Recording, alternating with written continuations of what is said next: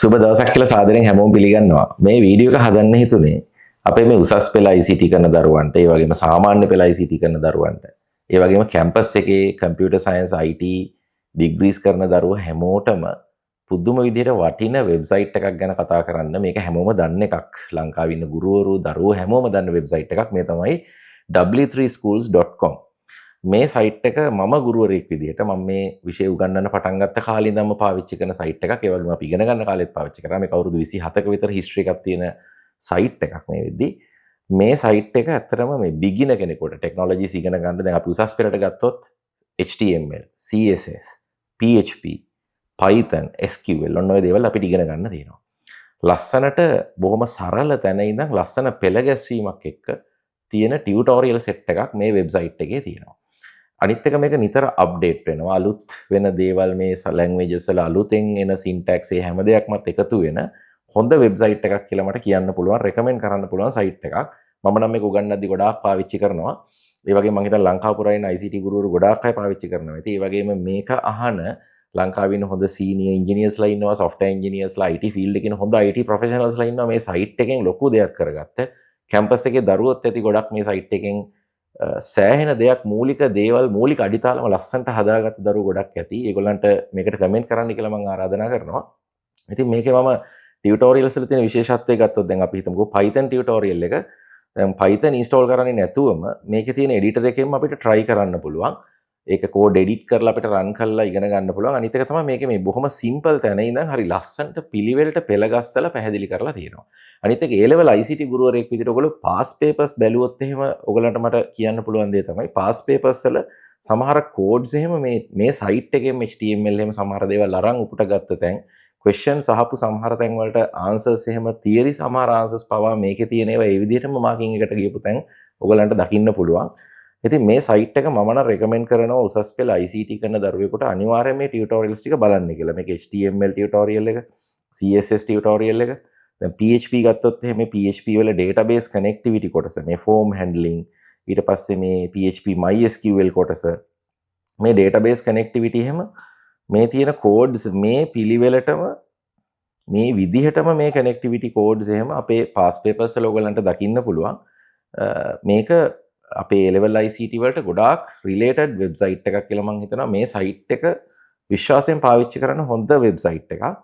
ඉතින් ඇත්තරම ඩිග්‍රී එකක් කරපු කෙනෙක් අනිවාර්යයෙන්ම දන්නවා මේ සයිට් එකේ වටිනාකම. ඩිග්‍රී එකක් කම්ප්ලීට් කරපු කෙනෙක්, IT ඩිග්‍රී එකක්, කම්පියුටර් සයන්ස් ඩිග්‍රී එකක් හරියට කම්ප්ලීට් කරපු කෙනෙක්, IT ෆීල්ඩ් එකේ ඉන්න IT ප්‍රොෆෙෂනල් කෙනෙක් මේ සයිට් එක ගැන අනිවාර්යයෙන්ම දන්නවා.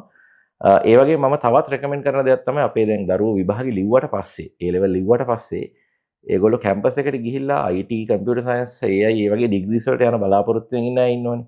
ඒගොල්ලන්ට ගොඩක් හොඳයි මේ සයිට් එක C++ වගේ මේ ටියුටෝරියල්ස් කරන්න. මොකද කැම්පස් එකට ගියාම අනිවාර්යෙන් C++, Java ඒ වගේ දේවල් අපිට ඉගෙන ගන්න තියෙනවා. මේකේ මේ IT ෆීල්ඩ් එකට අදාළ ගොඩාක් ටෙක්නොලොජිස් ඉගෙන ගන්න අපිට මේකේ අවස්ථාව දීලා තියෙනවා.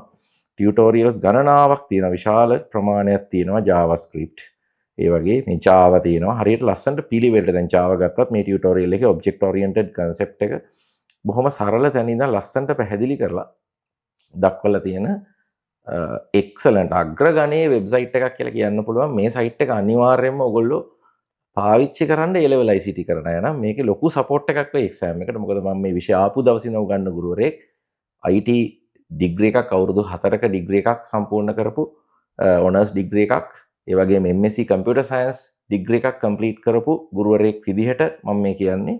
අපේ ඇකඩමික් ඒ යුගයේත් අපි මේවා ගොඩක් පාවිච්චි කරා අපි ඉගෙන ගන්න කාලෙත්. ඒ වගේම උගන්වද්දිත් ගුරු විදිහට පාවිච්චි කරා. ඒ වගේම IT ප්‍රොෆෙෂනල්ස්ලා විදිහට වැඩ කරද්දිත් අපිට මේක ගොඩාක් දායක වෙච්ච වෙබ්සයිට් එකක්. හරි ලස්සන ෆ්ලෝ එකක් තියෙන සයිට් එකක් කියලා කියන්න පුළුවන්. මම හරි ආසයි මේ සයිට් එකෙන් වැඩගත්ත අපේ දරුවෝ ඇති, කැම්පස් වල ඉන්න අය ඇති, ඒ වගේම IT ප්‍රොෆෙෂනල්ස්ලා ඇති. ඒගොල්ලෝ මේ වීඩියෝ එකට කමෙන්ට් කරලා ඒගොල්ලෝ ගත්ත අත්දැකීම්, මේකේ තිබ්බ දේවල්, ඒ වගේම A level ලියලා හොඳට පාස් වෙච්ච රිසල්ට්ස් දාපු දරුවෝ මේ සයිට් එකේ තිබ්බ ඒ විදිහටම පාස් පේපර්ස් වල දැකපු අවස්ථා කමෙන්ට් කරනවා නම් ගොඩක් වටිනවා. මොකද අපි මේ දැනුම බෙදා ගන්න ඕන. මේ වගේ හොඳ රිසෝසස් අපි දරුවෝ අතරට ගෙනියන්න ඕන, සමාජයට ගෙනියන්න ඕන. එතකොට ඕනම කෙනෙකුට සෙල්ෆ් ස්ටඩි කරන්නත් පුළුවන්. ක්ලාසස් වලට ගියත් නැතත් සෙල්ෆ් ස්ටඩි කරන්න හොඳ මැටීරියල්ස් තියෙනවා. විශේෂ ඉංග්‍රීසි මීඩියම් වලට මේ නෝට්ස් එහෙමම ගන්න පුළුවන්. සිංහල මීඩියම් දරුවෝට නම් තේරුම් ගන්න පහසු විදිහට තමයි මේ දේවල් හැදිලා තියෙන්නේ.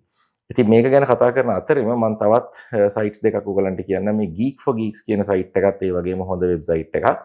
මේකේ තියෙන ටියුටෝරියල්ස් උත් ඒ වගේම මේ ටියුටෝරියල්ස් පොයින්ට් කියන සයිට් එකත් ඒ වගේම සයිට් එකක්. ඉතින් එය ඔක්කොම අතරින් මම හිතන්නේ HTML, CSS, PHP, Python, SQL ඔය ටික අපි කතා කරන්න ඕනේ කොහොමද A level ICT වලට. ඔය ටිකට අපි මේ තියෙන ටියුටෝරියල්ස් නම් මම නම් සාමාන්‍යයෙන් මේ සයිට් එකත් එක්ක වැඩ කරනවා.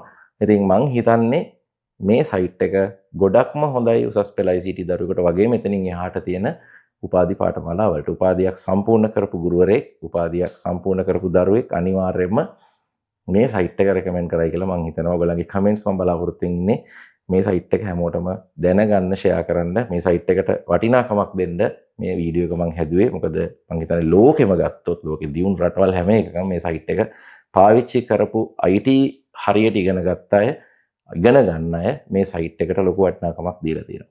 එහෙමනම් ගොඩක් ස්තුතියි මේ වීඩියෝ එකට සම්බන්ධ වුණාට.